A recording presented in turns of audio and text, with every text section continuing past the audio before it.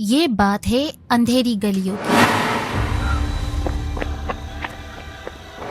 جہاں سورج کی روشنی سے پہلے گولیوں کی ترتراہٹ جاگتی تھی۔ فلموں میں تو آپ نے بہت سے بھائی دیکھے ہوں گے جو 10 لوگوں کو مار کر ہیرو بن جاتے ہیں، لیکن حقیقت کی دنیا کا ویلن ڈائلاگ نہیں مارتا، وہ صرف فیصلہ سناتا ہے۔ اگر انڈیا والے ممبئی انڈر ورلڈ پر فلمیں بناتے تھک گئے ہیں تو کاش وہ ایک بار کراچی کی لیاری میں کیمرہ لے آتے، انہیں پتہ چلتا کہ گینگز آف واسے پور تو بچوں کا کھیل ہے، اصل کھیل تو یہاں کھیلا جاتا ہے۔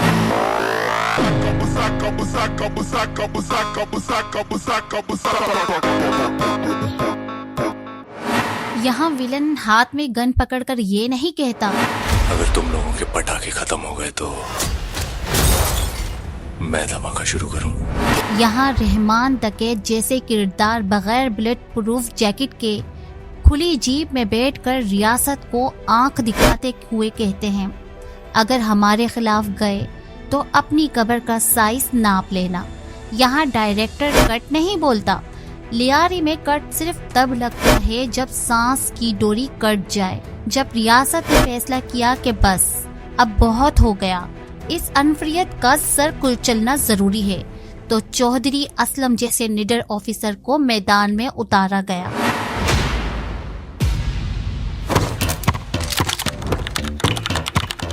جہاں شیر کی دھار بھی خوف سے خاموش ہو جاتی تھی، وہاں چودھری اسلم سینہ تان کر کھڑا ہوا، لیکن اسلم کے سامنے کوئی معمولی گنڈا نہیں تھا، اس کے سامنے لیاری گینگ نے بچوں اور عورتوں کو ڈھال بنا کر کھڑا کر دیا۔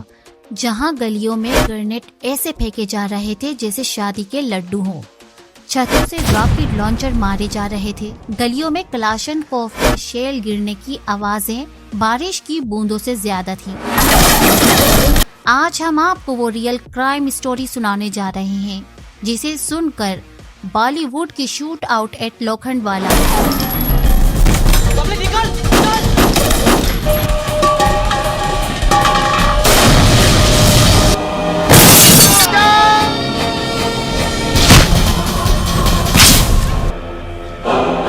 اور ونس اپون اے ٹائم جیسی فلمیں آپ کو کارٹون لگیں گی۔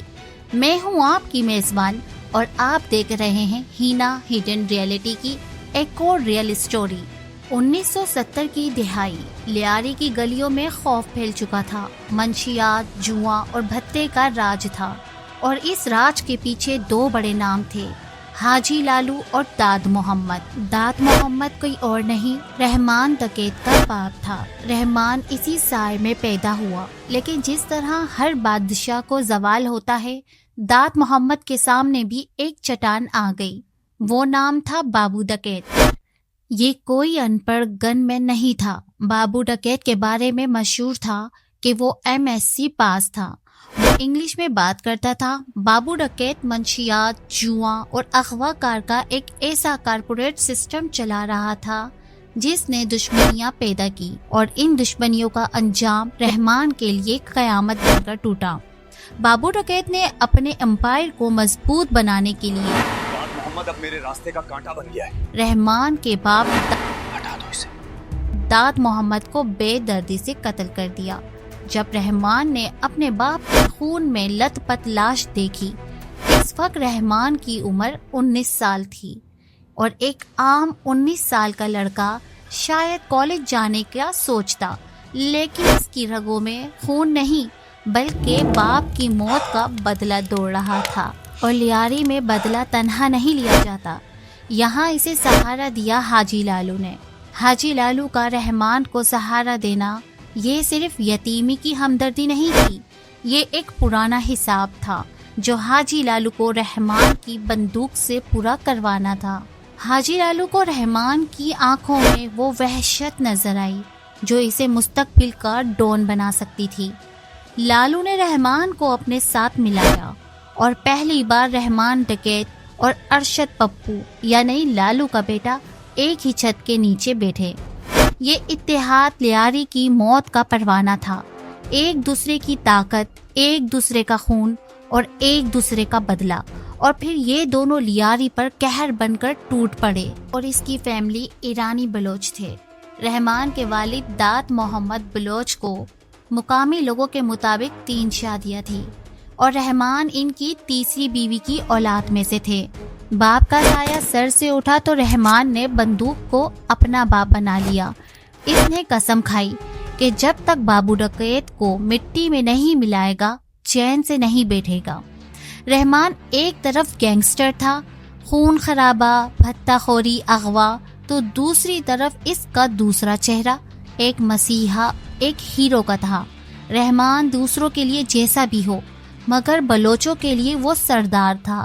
اس نے اپنی کمیونٹی کے لیے بہت سے ویلفیئر کے کام کیے، لڑکیوں کی شادیاں کروائیں، بیواؤں کے گھر راشن ڈلوایا، اسکولز بھی بنوائے، عیدگاہ بھی بنوائی، پارکس بھی بنوائے، کیمپین سینٹرز بھی بنوائے جہاں صبح و شام لوگوں کے مسائل سنے جاتے تھے۔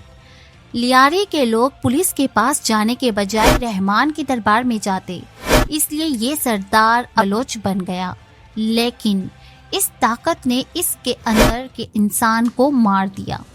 پھر جو ہوا وہ بہت خوفناک تھا، ایسا کہ شیطان بھی پناہ مانگے۔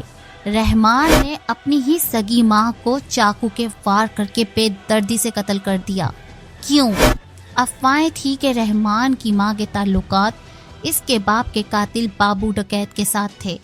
رحمان کی غیرت نے یہ گوارا نہیں کیا اور اس نے اپنے ہاتھوں کو اپنی ماں کے خون سے رنگ لیا۔ اس قتل کے بعد رحمان کے دل سے رحم نام کا لفظ ہمیشہ کے لیے مٹ گیا۔ اب باری تھی اصل دشمن کی۔ 2004 میں اطلاع ملی کہ بابو ڈکیت کورٹ جا رہا ہے۔ رحمان اور اس کے لڑکے پہلے ہی سے رستے میں کھات لگا کر بیٹھ گئے۔ جیسے ہی بابو کی گاڑی آئی، رحمان نے ٹی ٹی اور کلاشنکوف کے دہانے کھول دیے۔ اس حملے میں بابو ڈکیت اپنے 2 ساتھیوں سمیت موقع پر ہی ہلاک ہو گیا۔ رحمان نے نہ صرف بدلہ لیا بلکہ بابو ڈکیت کی پوری گینگ کو چن چن کر ختم کیا یا پھر خرید لیا۔ اب لیاری کا صرف ایک بادشاہ تھا۔ پکوڑوں کے ٹھیلے سے لے کر بندرگاہ تک بڑے بڑے تاجر اس کے نام سے کانپنے لگے۔ ہر ماہ رحمان کے بولنے سے پہلے بھتہ رحمان کی ٹیبل پر پہنچ جاتا۔ فی کنٹینر، فی دکان، فی محلہ، اغوائے برائے توان تو اس کے گھر کی کھیتی تھی۔ رحمان لیاری پر اپنے پنجے گاڑ چکا تھا۔ 2008 میں رحمان نے پیپلز امن کمیٹی کے نام سے تنظیم بنائی۔ یہ تنظیم بظاہر امن کے لیے تھی مگر اس کا کنٹرول مکمل طور پر گینگسٹرز کے ہاتھ میں تھا۔ کراچی کے کاروباری علاقوں میں کھارا در، میٹھا در، صرافہ بازار، کھجور بازار، ٹمبر مارکیٹ، ان سب جگہوں پر کاروبار کرنے والوں کو ایک ہی نام پر بھتہ دینا پڑتا تھا، رحمان بلوچ۔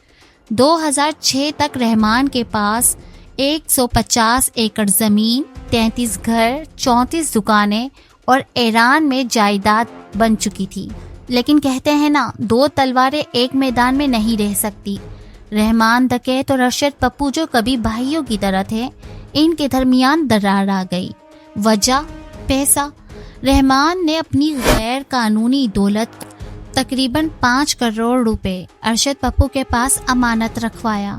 جب رحمان نے وہ پیسہ واپس مانگا تو ارشد کی نیت خراب ہو گئی۔ ارشد نے کہا، رحمان بے فکر ہو جا، پیسہ میرے پاس ہے۔ لیکن پیٹھ پیچھے اس نے رحمان کی جڑیں کاٹنا شروع کر دی۔ دوستی دشمنی میں بدل گئی۔ لیاری کی سڑکیں جو کبھی ان دونوں کے کہکوں سے گونجتی تھی، اب وہاں لاشیں گرنے لگی۔ ارشد پپو نے رحمان کے وفادار ساتھیوں کو مارنا شروع کر دیا۔ اس جنگ میں رحمان کا سب سے وفادار ساتھی اور لیاری کی ریڑھ کی ہڈی فیض محمد عرف فیضو ماما اغوا ہو گیا۔ رحمان نے فون پر ارشد سے کہا، پپو بیٹھ کر بات کرتے ہیں، جو کہے گا کروں گا، بس میرے ماما کو چھوڑ دے۔ لیکن ارشد نے فیضو ماما کو بے دردی سے مار ڈالا اور لاش پھینک دی۔ فیضو ماما کے قتل نے رحمان کو پاگل کر دیا۔ اب یہ جنگ صرف پیسوں کی نہیں تھی۔ لیاری میں انسانی سروں سے فٹ بال کھیلنے کی داستانیں اسی دور کی ہیں۔ دونوں طرف سے راکٹ لانچرز کا آزادانہ استعمال ہوا۔ گلیوں میں بارود کی بو اور ماؤں کا بین یہ لیاری کا مقدر بن گیا۔ لیکن اسی دوران ایک عجیب واقعہ پیش آیا۔ 18 اکتوبر 2007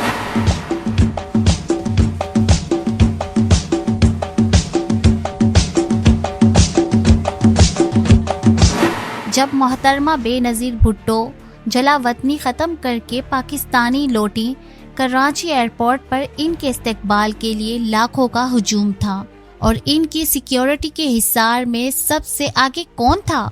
رحمان ڈکیت، ایک گینگسٹر، ایک سابق وزیر اعظم کا محافظ بنا ہوا تھا۔ کارساز دھماکے کے بعد جب ہر طرف آگ اور خون تھا، رحمان ڈکیت ہی وہ شخص تھا جس نے اپنی جان پر کھیل کر محترمہ کو بحفاظت بلاول ہاؤس پہنچایا۔ اس دن لیاری کے لوگ حیران تھے۔ ایک طرف ریاست اسے ڈھونڈ رہی تھی اور دوسری طرف وہ ملک کی سب سے بڑی سیاسی لیڈر کی جان بچا رہا تھا۔ پھر انٹری ہوتی ہے قانون کے رکھوالے کی، چودھری اسلم۔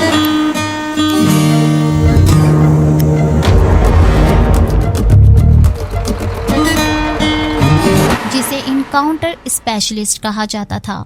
چودھری اسلم کو ٹاسک دیا گیا کہ رحمان ڈکیت کو زندہ یا مردہ پکڑنا ہے۔ چودھری اسلم نے کہا تھا، اس نے شیر کے منہ میں ہاتھ ڈالا ہے، اس کی نسلیں یاد رکھیں گی کہ انہیں کون ملا ہے۔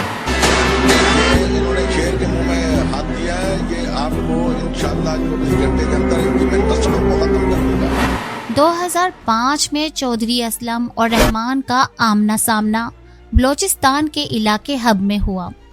پولیس نے چھاپا مارا۔ رحمان نے اپنی خفیہ کیمروں میں پولیس کو دیکھ لیا۔ اس نے ایسا جوابی حملہ کیا کہ پولیس والے بھی دنگ رہ گئے۔ گھنٹوں تک فائرنگ کا تبادلہ ہوا۔ چودھری اسلم زخمی ہو گئے، لیکن رحمان وہاں سے فرار ہونے میں کامیاب ہو گیا۔ رحمان 2 بار پولیس کی حراست سے فرار ہو چکا تھا۔ وہ قانون کی گرفت میں نہیں آ رہا تھا۔ اس کے سر کی قیمت 50 لاکھ روپے مقرر کر دی گئی۔ پھر آئی اگست 2009 کی وہ رات۔ خفیہ اطلاع ملی کہ رحمان ڈکیت بلوچستان سے کراچی واپس آ رہا ہے۔ چودھری اسلم نے 0 پوائنٹ پر جال بچھایا۔ سینئر صحافیوں کے مطابق پولیس والے فوجی وردی میں ملبوس تھے۔ جب رحمان کی گاڑی پہنچی، اس نے وردیاں دیکھ کر ڈرائیور اورنگزیب کو کہا، گاڑی روکو، یہ آرمی والے ہیں۔ گاڑی رکی۔ چاروں طرف سناٹا اور دھواں، مٹی تھی۔ کیپٹن کی وردی میں 2 لوگ سامنے آئے، عرفان بہادر اور ان کے پیچھے چودھری اسلم۔ رحمان کو گرفتار کر لیا گیا۔ اخباروں میں خبر پھیل گئی کہ رحمان ڈکیت گرفتار، لیکن لیاری کے لوگوں کو پتا تھا کہ یہ عام گرفتاری نہیں ہے، اور پھر وہی ہوا جس کا ڈر تھا۔ 9 اگست 2009 کو خبر آئی کہ پولیس مقابلے میں رحمان ڈکیت اپنے 3 ساتھیوں سمیت مارا گیا۔ یوں سردار عبدالرحمان بلوچ کا قصہ ہمیشہ کے لیے تمام ہوا۔ یہ لاش رحمان ڈکیت کی تھی جو 80 سے زائد مقدمات میں مطلوب تھا، مگر لیاری والوں کے لیے ان کا ہیرو مر چکا تھا۔ یہ ہے وہ کہانی جسے فلموں میں دکھانا بھی شاید ممکن نہیں۔ اگر آپ کو یہ ریئل اسٹوری سٹائل ویڈیو پسند آئی تو لائک کا بٹن دبائیں اور اپنی رائے کو کمنٹ باکس میں ضرور دیجیے گا۔ اگلی ویڈیو آپ کون سی دیکھنا چاہتے ہیں ہمیں یہ بھی بتائیے گا، اور آپ کا اگر کوئی بھی سوال ہو تو آپ کمنٹ باکس میں پوچھ سکتے ہیں۔ انشاءاللہ اگلی ویڈیو میں پھر ایک ریئل اسٹوری کے ساتھ ہینا ہڈن ریئلٹیز میں ملیں گے انشاءاللہ۔ تب تک کے لیے اللہ حافظ۔